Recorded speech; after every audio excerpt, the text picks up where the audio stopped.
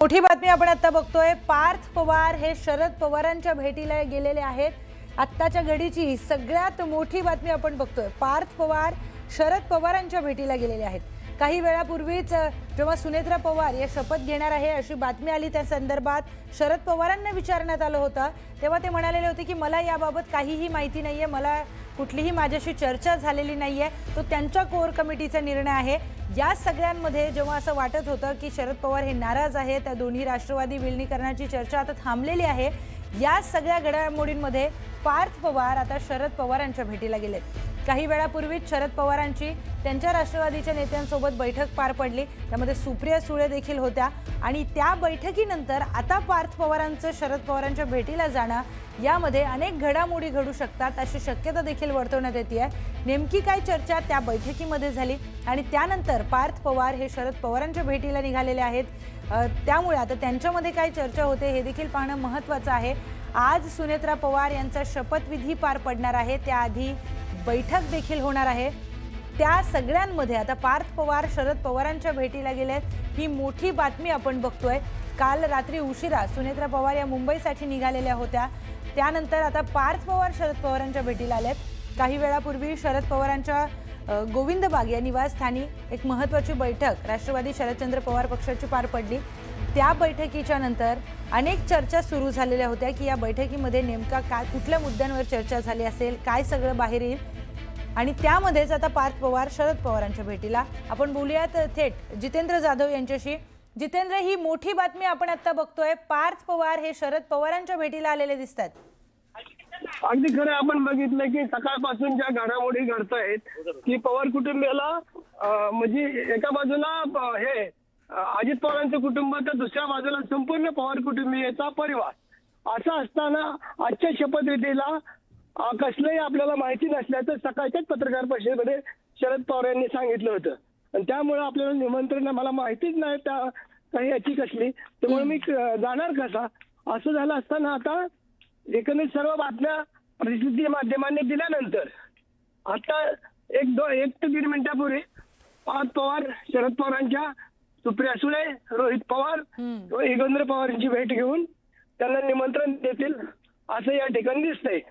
आता पार्थ पवार बाहेर आल्यानंतर प्रसिद्धी माध्यमांशी ते बोलतात का शरद पवारांच्या परिवाराला वेगळं ठेवलंय का, हे देखील आपल्याला कळू शकणार आहे। परंतु सध्या तरी पार्थ पवार या ठिकाणी आल्याची मोठी आपल्याला बातमी कळते। बरोबर आहे जितेंद्र, ही मोठी बातमी आपण आता बघतोय की पार्थ पवार शरद पवारांच्या भेटीला आलेले आहेत। आपण जाऊया थेट संकेत वरक यांच्याकडे। संकेत, ही मोठी बातमी आता जितेंद्र यांच्याशी आम्ही बोललोय, ते बहुतेक शपथविधीचं तिथे इन्व्हिटेशन देण्यासाठी आलेले आहेत अशी एक शक्यता आहे, पण काय घडामोडी घडतात? नक्कीच प्रियंका, आपण सकाळपासून पाहिलं तर शरद पवारांचं जे वक्तव्य होते खूप राजकारणात एक धक्कादायक वक्तव्य मानलं गेलं, कारण की शरद पवार खूप क्लिअरली म्हणाले की हा जो सुनेत्रा पवारांचा उपमुख्यमंत्रीपद स्वीकारण्याचा जो निर्णय हा त्यांचा पक्षांतर्गत निर्णय आहे, त्यांचा निर्णय आहे, पवार कुटुंब सहभागी नाही, पवार कुटुंबाचा याच्यामध्ये कोणत्या प्रकारचा हस्तक्षेप नाही आहे। त्यानंतर आपण पाहिलं की राजकीय घडामोडी व्हायला लागल्या। आत्ताच काल रात्रीकडचं सुनेत्रा पवार आणि जय पवार मुंबईसाठी रवाना झाले आणि पार्थ पवार हे बारामतीत होते, आणि 2 ते 3 मिनिटापूर्वी खरं तर आपण मागे व्हिज्युअल्समध्ये पाहता की पार्थ पवार हे बारामतीमधल्या गोविंदबाग जिथे शरद पवार राहतात तिथे दाखल झाले। आपण व्हिज्युअल्समध्ये पाहतोय की पार्थ पवारांची गाडी आहे। कुठेतरी अशी शक्यता वर्तवण्यात येते की जे शपथविधी होणार आहे संध्याकाळी 5 वाजता मुंबईमध्ये राजभवन येते, त्याचं निमंत्रण देण्यासाठी कदाचित पार्थ पवार जे आहे ते येऊ शकत होते। आपण पाहिलं की पवार कुटुंबावरती कुठेतरी दुःखाचा डोंगर 3 दिवसाआधी कोसळला। अजित पवारांचं निधन झालं आणि त्याच्यानंतर काल अस्थि विसर्जनाचा कार्यक्रम झाला। त्यानंतर ज्या घडामोडी आहेत बारामतीमध्ये त्या खूप जास्त वेगाने घडताना आपल्याला पाहायला मिळाल्या।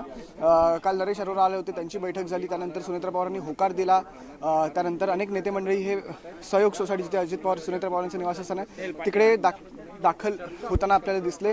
त्याच वेळेला शरद पवार आणि सुप्रिया सुळे कुठे होते तर ते गोविंदबाग येथे त्यांच्या निवासस्थानी होते, आणि काल रात्री उशिरा म्हणजे नाही म्हटलं तरी 11 सव्वा 11च्या दरम्यान सुनेत्रा पवार ह्या मुंबईच्या दिशेने रवाना झाल्या।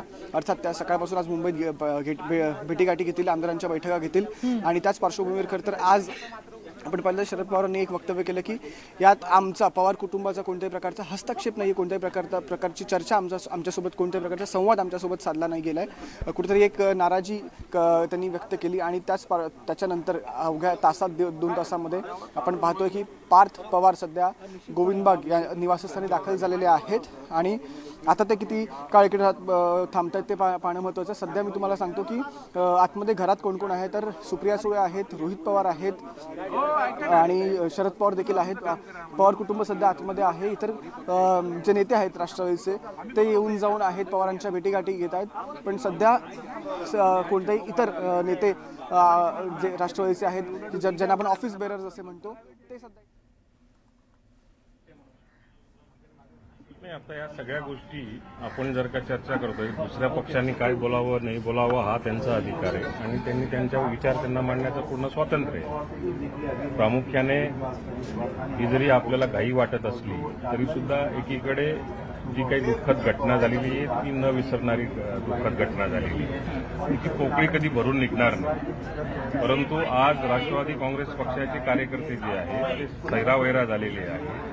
दुसरीकडे स्थानिक स्वराज्य संस्थेच्या निवडणुकीमध्ये स्वतः अजितदादांनीच उमेदवाऱ्या दिलेल्या आहेत. त्यांच्या प्रचाराकरताच ते बारामतीला त्या सकाळी निघाले आणि त्याच्यानंतर त्याचा अपघात झाला हेही बघितलेलं आहे. आता हे सगळे दिलेले उमेदवार कुठेतरी दिशाहीन होणं, कार्यकर्ते दिशाहीन होणं आणि या सगळ्या जबाबदाऱ्या परत कुणीतरी सांभाळणं, प्रामुख्याने माझ्या सकट गल्लीपासून दिल्लीपर्यंत प्रत्येक कार्यकर्त्याचं, प्रत्येक नेत्याची हीच भूमिका आहे की ही धुरा आता सुनेत्रा वहिनींनी सांभाळली पाहिजे. ही सगळ्या कार्यकर्त्यांची भूमिका आहे आणि त्या सगळ्या भावना ज्या दिवशी अंत्ययात्रा होती त्याच दिवशी सगळ्या कार्यकर्त्यांनी त्या बोलून दाखवल्या आणि नेत्यांनी सुद्धा त्या पद्धतीने पुढची पावलं उचलली.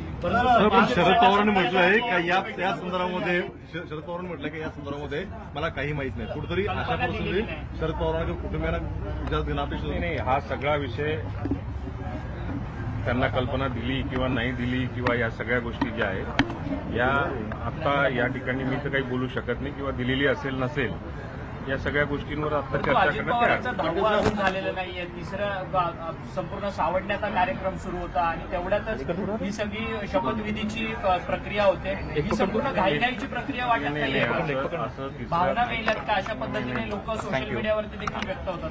नाही. या सगळ्या गोष्टी जरी आपल्याला घाईच्या वाटत असल्या, 10वं झालेलं नसेल किंवा तो आपला समजा जो 3 दिवसाचा दुखवटा पूर्ण झालेला आहे आणि त्याच्यानंतर काळाची गरज मजबुरीने का असेना परंतु ही काळाची गरज आहे की नेता निवडणं ही राष्ट्रवादी काँग्रेस पक्षाच्याच आमदार ते करू शकतात. म्हणून राष्ट्रवादी काँग्रेस पक्षाच्या आमदारांच्या भावना या नेत्यांनी तातडीने लक्षात घेतल्या. त्यामुळे हा निर्णय घेणं भाग पडतं. राष्ट्रवादीकडे सगळ्यात मोठं खातं हे वित्त खातं होतं. मात्र वित्त खातं राहणार नाही. ते कदाचित मुख्यमंत्र्याकडे जाऊ शकतं. काय राष्ट्रवादीकडे सगळ्यात मोठं खातं वित्त खातं होतं पण ते आता राहणार नाही. ते भाजपकडे जाऊ शकतं, मुख्यमंत्री जाऊ शकतं अशी चर्चा वर्तवली. कोणतंही खातं कोणालाही काही द्यायचं राहिलं तर हा सर्वस्वी अधिकार हा मुख्यमंत्र्यांचाच असतो. त्याच्यामुळे मुख्यमंत्री जो निर्णय घेतील त्याला सगळ्या अलायन्समध्ये असलेल्या कुठल्याही पक्षाला तो मान्य करावा लागतो. राहिला प्रश्न राष्ट्रवादी काँग्रेस पक्षाचा आग्रह याच्या बाबतीमध्ये तरी मला असं वाटतं की आमचे नेते अजून त्या बाबतीमध्ये कुठली चर्चा झाली नसेल. मुख्यमंत्र्यांचा कोणताही कार्यक्रम आलेला नाही. आज शपथविधी होणार आहे की नाही? नाही. आता हा सगळा जो कायदेशीर प्रक्रिया ज्याला म्हटली जाते त्या राष्ट्रवादी काँग्रेस पक्षाच्या आमदारांच्या माध्यमातून नेता निवडी ची जी प्रक्रिया असते ती नेता निवडीची प्रक्रिया आज दुपारी ती पूर्ण करण्याचा आमचा मानस आहे पहिला. दुसरी गोष्ट त्याच्यानंतरच पक्षश्रेष्ठी जी असतात ते पक्षश्रेष्ठी मुख्यमंत्र्यांना या गोष्टीचं अवगत करतात आणि नंतर मग मुख्यमंत्री त्यावर शरद निर्णय पवार घेतात. म्हणतात की या संदर्भातची शपथ घेण्याची कल्पना कोणतीच नाही. परंतु आता पार्थ पवार शरद पवारांच्या भेटीला गोविंद बागेत गेलेत. कशा पद्धतीने बघतात? खरं तर शरद पवारांनाच म्हणजे पवार कुटुंबियांना वगळून हे सगळं काही होतंय का? नाही. असं काही प्रकार होऊ शकत नाही. शेवटी नेता निवडी आता विलिनीकरण कुठलं झालेलं नाहीये. विलिनीकरणाची जी चर्चा झालेली असेल नसेल त्याच्याविषयी कल्पना दादांमध्ये किंवा त्यांच्यामध्ये आणि माध्यमांच्या माध्यमातून आम्हाला कळते. दादांच्या मनात असेल तर ते आतापर्यंत पक्षाच्या फोरमवर किंवा पक्षाच्या व्यासपीठावर त्यांनी अजूनपर्यंत तसं मत असं काही कुठे मांडताना दिसलं नाही. परंतु त्यांची इच्छा होती विलिनीकरण झालं पाहिजे अशी इच्छा होती, असं बॉडी लँग्वेजवरून आम्ही अंदाज करत होतो किंवा स्थानिक स्वराज्य संस्थांच्या निवडणुकीमध्ये तशा प्रकारच्या सूचनाही दिल्या होत्या. राहिला प्रश्न